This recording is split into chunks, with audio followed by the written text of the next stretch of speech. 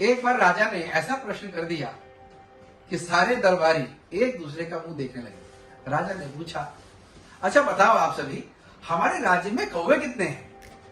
तो सब एक दूसरे को देख रहे थे। बोले ये तो बड़ा अजीब प्रश्न है, कभी सोचा ही नहीं। तो एक ने खड़े होकर बोला, महाराज हमारे राज्य में कितने कौवे हैं, इस बात के लिए तो सबसे योग्य व्यक्ति है बीरबल। वो इतनी जल्दी इस काम को कर सकता है, कुछ कहना नहीं। महाराज ने बोला, हाँ ये बात तो सही है, बीरबल तो होशियार भी समझदार भी है, शार्प माइंड है। कहाँ है बीरबल? बुला। बीरबल को बुलाया गया। बीरबल आए, बोले महाराज बताइए क्या हुक्म? बोला, बीरबल हम सब ये सोच रहे थे कि हमारे राज्य में कितने कौवे, तो कोई बता नहीं पाया और सबने ये बताया कि आप बता सकते हैं। बीरबल चक्कर में पड़ गया। बोला, अच्छा वाला चल रहा था काम धाम, ये अच्छा नया काम लगा दिया, अब मना भी नहीं कर सकता हूँ, हुक्म का पालन भी करना है। बोला, ठीक है महाराज, जब सभी लोगों का ऐसा विचार है, सभी दरबारी और मंत्रियों को ऐसा लगता है कि मैं ही बता सकता हूँ और आपको भी लग रहा है कि मैं ही बता सकता हूँ, तो मैं ही बताऊंगा, लेकिन मुझे 5 दिन का समय चाहिए। बोला, ठीक है 5 दिन से करो आराम से। बीरबल गए अपने घर, 5 दिन आराम से अपने परिवार के साथ ठाठ से रहे, घूमे फिरे, बच्चों को भी समय दिया। जब 5 दिन बीते तो वापस दरबार में आए। बोला, महाराज हमारे राज्य में 10,750 कौवे हैं। सभी को आश्चर्य हुआ। बोला, कमाल है, बीरबल ने 5 दिन में काम कर दिया और कौवे जैसी कौवे को कैसे इसने काउंट किया होगा। लेकिन क्या करें, सबने मानना ही ठीक समझा। लेकिन एक दरबारी था, एक मंत्री था जो बीरबल से बहुत जलता था। वो बोला, मैं तो इनके घर डेली जाता था, ये हमेशा घर पे रहते थे, गिना कब था? और उसे रहा नहीं गया, वो खड़ा हो गया। बोला, महाराज ये बीरबल जो डाटा बता रहे हैं ना, जो काउंट बता रहे हैं ना, जो संख्या बता रहे हैं 10,750, ये गलत है, ये ठीक नहीं है, ये सही से काउंट नहीं हुई है, इसका ऑडिट होना चाहिए।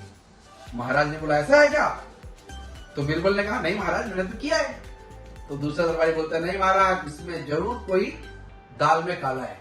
तो महाराज ने कहा, ठीक है तुम समझदार दिख रहे हो मुझे, ये काम तुम अच्छा कर सकते हो, जाओ तुम ही करो। ओहो, ये सोच के तो नहीं बोला था इसने, अब तो ये काम उसने अपने गले में ही डाल लिया। कहते हैं घंटी गले में बांध ली। अब ये बेचारा अपना घर परिवार छोड़ के जंगल जंगल गांव गांव जो जो कौवा मिले उसके ऊपर टैग लगाना शुरू कर दिया। और 1 महीने बाद लौटा, फटे हाल पहुंचा दरबार में, लेकिन कॉन्फिडेंस था क्योंकि इसने 1 महीने में सारे राज्य के कौवों को गिन डाला अपनी टीम के साथ में।